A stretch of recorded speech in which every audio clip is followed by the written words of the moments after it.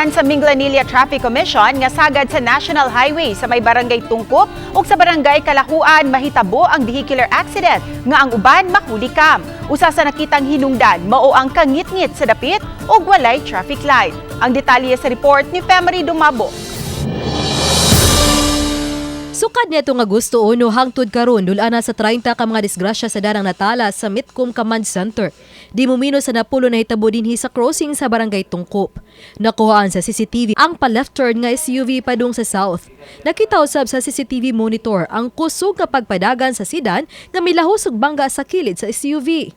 Tungod sa kakusog nilahos pa ang sedan ngadto sa gutter ug ngadto sa koral sa usa ka establishmento dayon sa signage.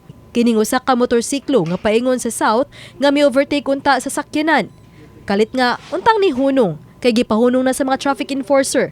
Maong na-slide kini ug nadasmag sa laing motorsiklo nga migawas na sa usa ka iskinita ug mapadung unta sa dakbayan sa Sugbo. Tungod sa kadako sa karsada, ang mga motorista murag kumpiyansa ba? Crossing po siya. So mo na nga usa sa tong measures nga ibutang da is magbutang gitag traffic lights. And then, butangan po ba ka additional lights, sir? Yeah, additional, kawali na project sa mayor nga additional lights, no? Kanang mga solar lights. Samtang lima usab ang natalang aksidente sa may atubangan sa amusement park sa barangay Kalahuan. Nahuli ka mang pag-U-turn sa multicab sa dili U-turn slot nga mao'y hinungdan nga nadasmagan sa PLJ nga kusog ang pagpadagan.